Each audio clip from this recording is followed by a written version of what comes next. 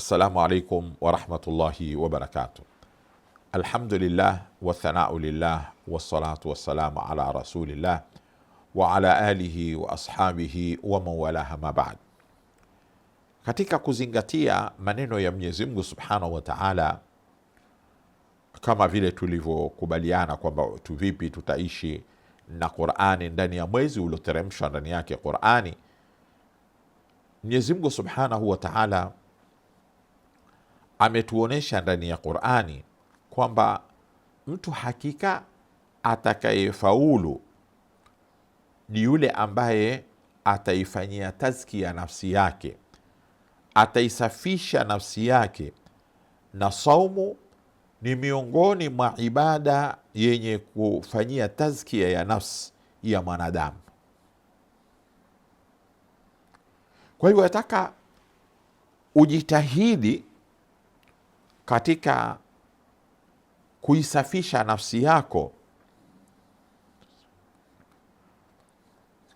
kwa kumtaja Mwenyezi Mungu na kusoma sana Qur'ani, ili inapomalizika mwezi mtukufu wa Ramadhani uwe wewe umeingia katika fungu la watu waliofaulu. Kad aflaha man zakaha, manake ile nafsi inatashwishi saa zote, wama ubari'u nafsi inna nafsa la amaratun bisu.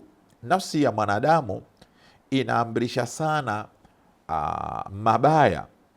Kwa hivyo yule atakayefaulu ni yule ambaye ataweza kupambana na nafsi yake na kuizoweza ile nafsi yake khairi na kujikurubisha kwa Mwenyezi Mungu subhanahu wa ta'ala kwa kumtaja Mwenyezi Mungu na kwa kusoma kitabu chake na kumwomba Mwenyezi Mungu subhanahu wa ta'ala kwamba ya Rab a'ti nufusana taqwaha, ya Rabbi zipe nafsi zetu uchaji wako, wazakiha anta khaira man zakaha, na uzitahirishe wewe ndio katika bora mwenye kuweza kuzitahirisha nafsi zetu.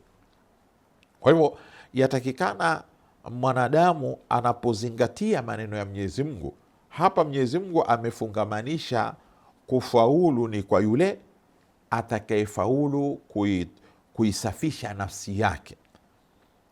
Nafsi ina taqallub. Kwa hivyo yatakana saa zote mwanadamu awe na muhasaba wa kisawasawa wa kuifanyia hisabu nafsi yake, ili saa zote aifungamanishe na Allah subhanahu wa ta'ala. Akiweza mwanadamu kufanya hivyo, akaifungamanisha nafsi yake na kumtaja Mwenyezi Mungu subhanahu wa ta'ala na kujikurubisha kwa Mwenyezi Mungu subhanahu wa ta'ala, basi mwanadamu yule atakuwa amefaulu. Kwa hivyo tunahitaji kuwa na vikao vya mara kwa mara na nafsi zetu, kuangalia kiasi gani tumeweza kuzitahirisha nafsi zetu na shahawati na shubuhati, yani kuziepusha nafsi zetu na matamanio yake na kujiepusha na shahawati, maanake mambo ambayo na shubuhati, mambo ambayo yana shubha.